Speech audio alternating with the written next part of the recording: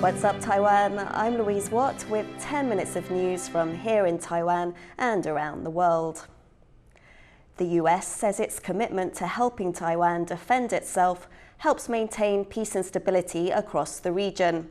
The statement comes after American media reported Washington plans to deploy up to 200 troops to Taiwan in the coming months. Jaime Ocon has more. Over 100 US troops may soon be on their way to Taiwan. That's according to a report by the Wall Street Journal.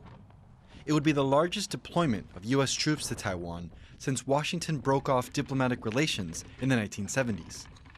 The report cited officials close to the matter who say that the expansion of forces is part of a training program designed to enhance the combat readiness of Taiwanese troops. The news comes as China continues its military pressure around Taiwan. On Friday, Taiwan's defense ministry reported that in a span of 24 hours, 37 Chinese warplanes and 6 naval ships were operating around the country. Of that group, 12 planes entered Taiwan's air defense identification zone. And although this space isn't the country's sovereign territory, it's used as a buffer zone for military purposes. The latest news of US-Taiwan military cooperation comes just days after reports that Taiwan's military would send almost 500 troops to the US for training. Defense officials say it's all part of an effort to bolster Taiwan's combat readiness. Patrick Chen and Jaime Ocon for TaiwanPlus. For more on the significance of US-Taiwan military exchanges, Jaime spoke to Blake Herzinger, a security expert at the American Enterprise Institute, based in Singapore. Can you talk about the significance of U.S. troops in Taiwan helping to train Taiwan soldiers? I think the first thing to consider is that this is not new. This is an expansion of an activity that was already occurring and has been since at least 2022. Now, the significance of U.S. forces in Taiwan can never be necessarily understated. It is generally inflammatory toward cross-strait relations and U.S.-China relations. This is a high point of tensions between the U.S. and China. Xi Jinping going to Moscow to meet with Vladimir Putin. The U.S. is threatening to release intelligence regarding Chinese plans to start feeding weapons into the Ukraine war on Russia's side. So geopolitically, this placed into context is another inflammatory piece of kind of what's happening regionally. This report is highlighting that the United States will help Taiwan with tactics and weapons that could deter a Chinese invasion. What are these tactics? Taiwan once had a defense plan called the Overall Defense Concept, which called for a more asymmetric approach to defending their island, which would be more in line with this kind of porcupine strategy. Now, what we saw before that and presently is more of an emphasis on high-dollar, high-technology items like the Abrams tank, manned fighter jets, things like the indigenous submarine program. Now, these are not necessarily in step with an asymmetric plan for defending Taiwan. However, with U.S. inclusions in the last National Defense Authorization Act for fiscal year 23, there are a number of provisions in there for how the United States might better provide Taiwan with weapons to defend itself. And if the U.S. has those capabilities to provide weapons instead of relying on the old way of waiting for Taiwan to buy from the United States, now we can provide. That gives the U.S. more opportunities for shaping and maybe directing Taiwan back to that more asymmetric approach that fits a better plan for both to engage with. We've seen an increase in U.S. presence in Japan, the Philippines, and now Taiwan in the coming months. What does this say about the U.S.'s shift to Asia and trying to ensure security in the region? So what I think is the real important piece here is that regional allies are bringing the United States in more. Because, the United States, as you mentioned, this pivot to Asia, we've been trying that since 2008 with limited success. We've had regional partners like Philippines flirting with Beijing throughout that entire period. The U.S.-Philippines alliance was on kind of a rocky foundation. And now you see President Marcos saying it would be very difficult for us to remain outside of a U.S.-China conflict over Taiwan, and now pulling closer to their traditional security ally, the United States, and allowing that access into the northern reaches of Philippines. Japan doing the same, aggressively changing their defense footing to prepare for what they see as a very real possibility of conflict in their region over Taiwan.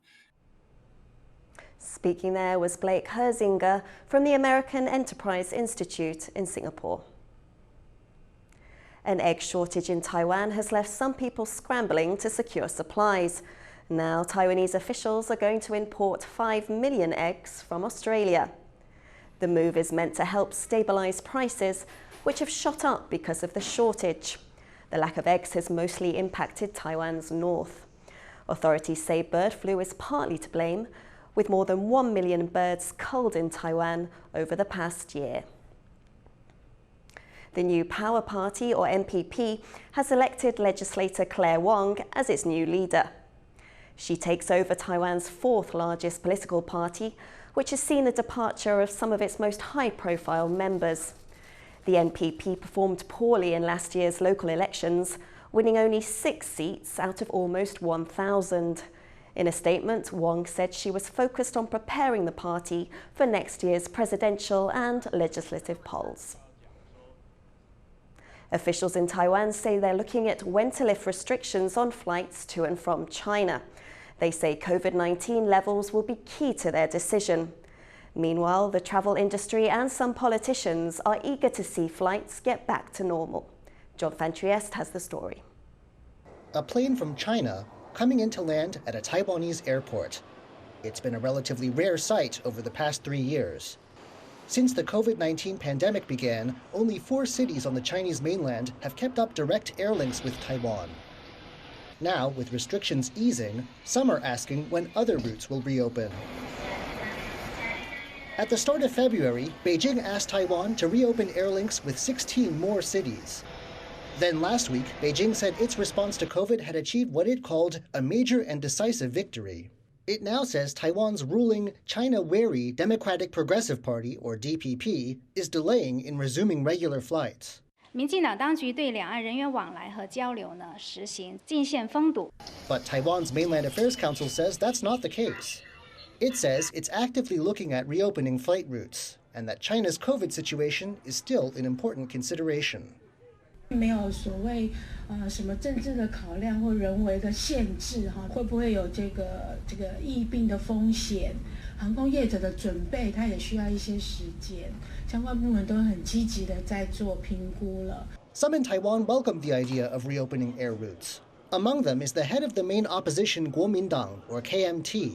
The party wants a gradual reopening of transport links, the first step being phasing out rules on who can board ferries to and from China. 我们航点赶快增加观光客来台湾的这个管道。 But perhaps the most eager to see regular transport links reopen is Taiwan's travel industry. 那这600万人次呢？这个确实以目前开放4个航点，是绝对没有办法去支应的。希望政府在这个是权衡一些安全防疫的一个这个情况之下，能够这个做最大程度的一个开放。 Travel agents say the government should also put more effort into attracting visitors from all countries and do more to help an industry that has been hard hit by 3 difficult years of COVID. Howard Zhang and John Van Trieste for TaiwanPlus.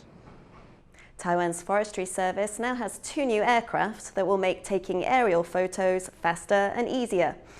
The planes are equipped with advanced cameras and lenses so they can survey Taiwan's lands and forests more accurately and, if needed, report on the scale of natural disasters.